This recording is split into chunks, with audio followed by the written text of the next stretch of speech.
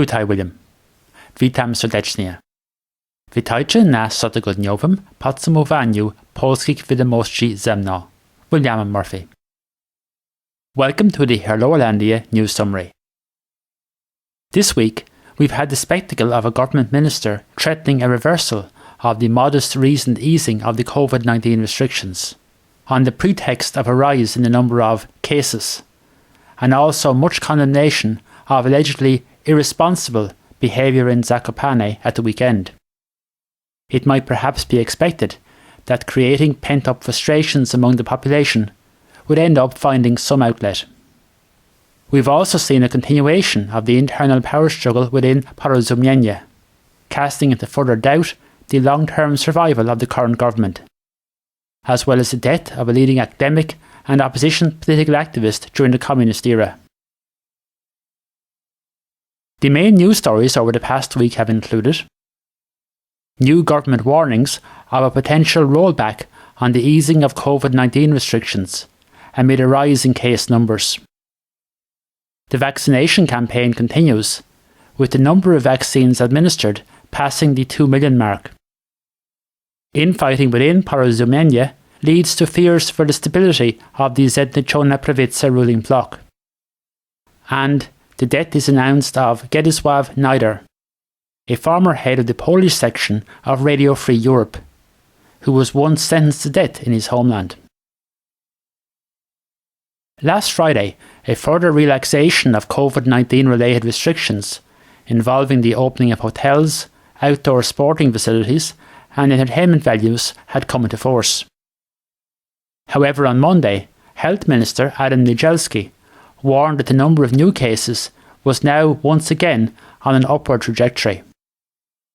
On Monday, Poland reported 2,543 new cases, still relatively low compared to previous peaks. The highest daily figure to date was 27,875 back on November 7th, and relative to the country's population.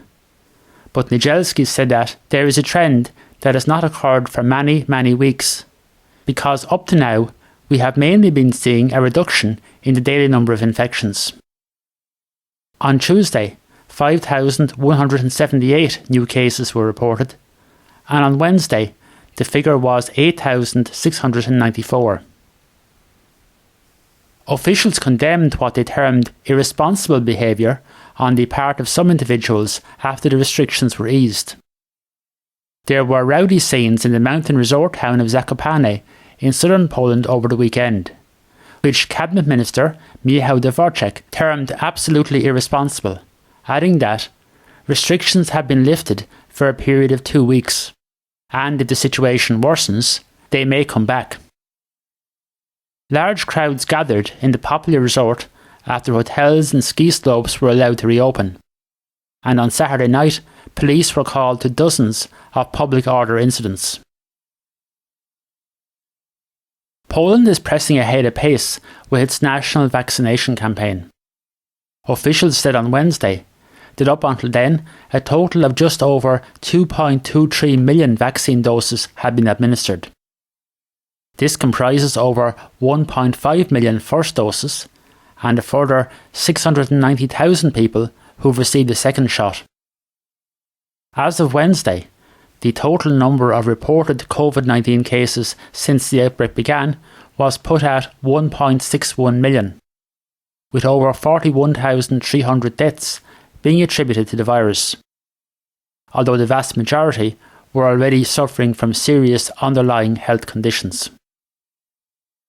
Last week, we extensively covered the internal power struggle within the ranks of Porozumienie, one of the two smaller parties, along with the dominant Prawo i Sprawiedliwość, making up the ruling Zjednoczona Prawica bloc, between Deputy Prime Minister Jarosław Gowin and MEP Adam Bielin, who is regarded as close to the leadership of Prawo i Sprawiedliwość. This week, there has been considerable speculation that Gowin may be about to lead his centrist and economically liberal party out of the governing coalition, or is at least looking for an excuse to do so, possibly endangering the parliamentary majority of the Mateusz Morawiecki-led government. It's thought, however, that in such a situation, a significant proportion of the party's 17 same members would remain with the Zjednoczona Prawica. It was reported on Wednesday by the news website onet.pl that PiS President Jarosław Kaczyński has refused to agree to a request from Gowin to dismiss 3 Porozumienia members of the government, who he wants removed from their ministerial posts for siding against him in the power struggle within the party. Such a request in any event could only be actioned by Prime Minister Morawiecki. Over the weekend, the party's internal court removed 8 activists aligned to Bielin from Porozumienia. On Wednesday, Wawel Castle in Kraków hosted a special summit meeting of the Prime Ministers of the Visegrad Group, along with the President of the European Council, Charles Michel, to mark the 30th anniversary of the 4-nation regional cooperation body. This week's gathering of heads of government follows last week's 2-day summit of the presidents of the 4 countries held in Urata on the Hel Peninsula. In a joint project with the postal services in the Czech Republic, Hungary and Slovakia, Poczta Polska has issued a special stamp to mark the anniversary. On Monday, the death was announced of Władysław Nyder, a prominent Polish literary historian, best known for his studies on the writer Joseph Conrad, and who served as head of the Polish section of Radio Free Europe from 1982 to 1987. Having decided not to return to Poland, having been abroad as a visiting scholar at Oxford University when martial law was declared in December 1981, he became chief of the Polish broadcasting section of Radio Free Europe, based in Germany, in April 1982. As a result, he was sentenced to death in absentia by the Warszawa Military District Court as a US spy the following year, and subsequently stripped of his Polish citizenship. Under his stewardship, Radio Free Europe was sharply critical of the communist regime in Poland. The death sentence was lifted after the fall of communism in Poland. In subsequent years, he faced claims he'd collaborated with the secret police, something which he denied had taken place in the sense of meaningful or willing cooperation, as opposed to contacts which many individuals were forced to have. In 1992, he was at the centre of a major political controversy when it was claimed that a former SB agent with the codename Zapalniczka, cigarette lighter in English, was within the entourage of Prime Minister Olszewski, himself a noted and principled opponent of the former regime, with the implication being that this person was Nyder.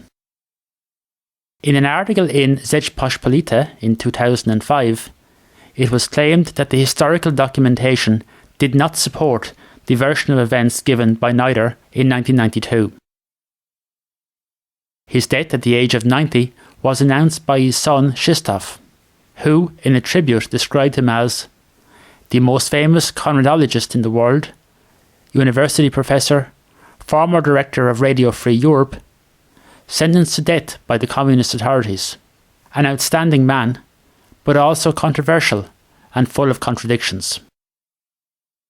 In another case of friction within the ruling bloc, on Wednesday, Deputy Prime Minister Jarosław Gowin said at a press conference that he expects the Finance Ministry to withdraw or radically amend the controversial proposed new tax on media advertising. The proposed tax has worried the media industry in Poland and led on Wednesday of last week to many popular news sites in Poland being symbolically blacked out in a protest against the tax. Gowin promised that he'd be holding consultations with the e-commerce industry and advertising agencies in the coming days, and said that he hoped that his ministry's position on the tax would be clear within a dozen or so days at the latest. In a preliminary estimate published on Monday, the Główny Urząd Statystyczny, GUS, or Central Statistical Office, stated the annual rate of inflation stood at 2.7% in January. GUS said that compared to the previous month, prices had increased by 1.2%. The annual rate of inflation was 2.4% in December. In its 2021 budget, the government targeted an inflation rate of just 1.8%. On Wednesday, Goose reported that average employment in Polish firms was 2% lower in January in year-on-year terms. Eurostat has reported that industrial production in Poland rose by an impressive 6.1% in December, compared to December 2019, making it the second fastest rate of increase in the EU, exceeded only by Slovakia at 6.8%. By contrast, Belgium reported a 4.6% year-on-year decline, and there was a 0.4% fall in the EU as a whole. The Polish government is planning to change the law on ID cards so that in future they'll contain fingerprints and a signature in what's being said is a move to reduce the risk of forgery and to comply with EU standards. The new identity cards will be valid for 10 years, while those issued to children under the age of 12 will be valid for 5 years. In sports news, Polish tennis star Iga Świątek, winner of last year's French Open women's singles, was on Sunday eliminated in the fourth round of the Australian Open, losing out to Romania's Simona Halep 3-6, 6-1, 6-4. Świątek is currently ranked 17th in the world by the Women's Tennis Association. On Tuesday, Świątek, with her doubles partner Łukasz Kubot, was knocked out of the mixed doubles, ending Polish involvement in the Grand Slam tennis tournament. That's all for this week.